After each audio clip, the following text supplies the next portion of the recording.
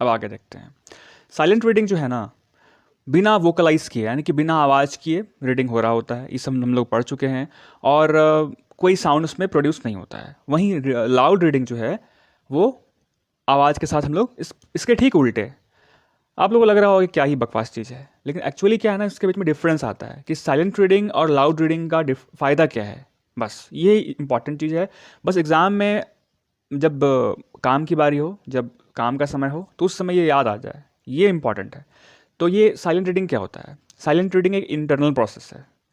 इसमें रीडिंग जो होता है वो माइंड के अंदर हो रहा होता है, रीडर के माइंड के अंदर हो रहा होता है, और उसको जो है ना वो मेंटली प्रोसेस कर रहा होता है। जैसे कि हम लोग पढ़ते हैं ना सीपीयू, तो उसमें क्या होता है, इनपुट, प्रोसेस, आउटपुट। किसी के कान कान में कुछ बोलते हैं, 2+2, माइंड में वो प्रोसेस किया, अब उधर से आउटपुट दे दिया, मुंह से बोल दिया 4 ऐसा ही कुछ। तो मेंटली प्रोसेस कर रहा होता है इन्फॉर्मेशन को बिना वोकलाइज किए, बिना आवाज़ किए। इसमें फ़ायदा क्या होता है कि इसमें ना स्पीड ज़्यादा होता है, एफिशिएंसी ज़्यादा होती है, इसमें ना रीडिंग फास्टर होता है, कंप्रीहेंसन यानी कि समझ जो है ज़्यादा होता है, और जो रीडर होता है वो प्योरली शुद्ध रूप से एकदम एब्जॉर्ब होता है कंटेंट में, एकदम वो उसी में एकदम शामिल होता है, उसके एकदम मन से, दिमाग से, क्योंकि उसको वोकलाइज करने की आवश्यकता ही नहीं है। तो उसकी एनर्जी, जो माइंड की एनर्जी, वो कहाँ लग रही है, डायरेक्टली जो है उसके कंटेंट पे लग रहा है। अभी देखो, इसका एक और फ़ायदा है कि पर्सनल रिफ्लेक्शन होता है साइलेंट रीडिंग में। इसमें क्या होता है कि इसमें इंडिविजुअल को ये मौका मिलता है कि वो खुद को रिफ्लेक्ट कर पाए।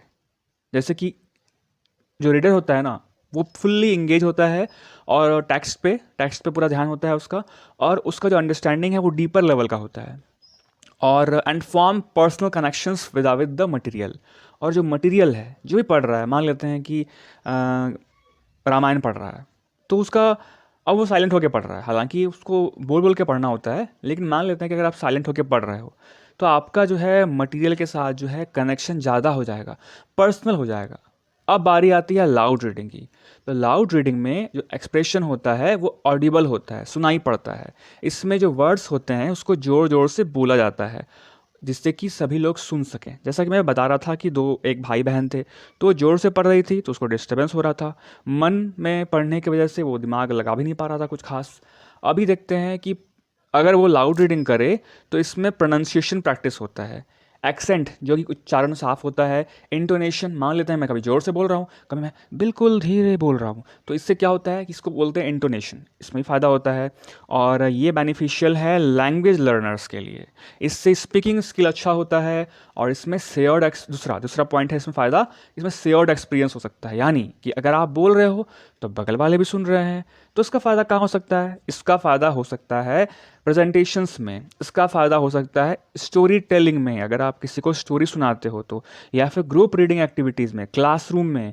इसका फ़ायदा और कहाँ हो सकता है, मेन इसका फ़ायदा है नॉवेल सुनाने के लिए, स्टोरी सुनाने के लिए। नानी वगैरह, दादी वगैरह सुनाया करती थी ना वो, या सुनाया करती हैं वो। अभी क्या है इसका फ़ायदा, अब बात करते हैं साइलेंट रीडिंग का एक फ़ायदा जो छूट गया। साइलेंट रीडिंग ना लाइब्रेरी में हो सकता है, फिर पब्लिक प्लेसेस पे हो सकता है, जहाँ किसी को कुछ सुनाना ना हो, वो मन में पढ़ना हो।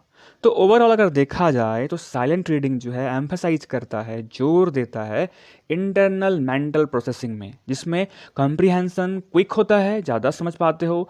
लाउड रीडिंग में एकदम आप ना साइलेंट रीडिंग में बहुत तेज़ी से पढ़ पाओगे, ऐसा कुछ। और ऑडिबल एक्सप्रेशन में प्रोनाउंसिएशन प्रैक्टिस होता है, शेयर्ड एक्सपीरियंस होता है दूसरों के साथ।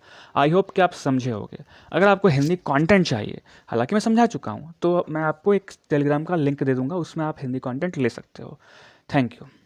वैसे मैं इसमें दे देता हूँ, मैं एक बार स्क्रॉल कर देता हूँ ऊपर, मौन दक्षता, अवशोषित करने पर ध्यान, जोर से पढ़ना, उच्चारण, साझा अनुभव, वही शेयर्ड एक्सपीरियंस है, फिर ये कंप्लीट होता है। Thank you.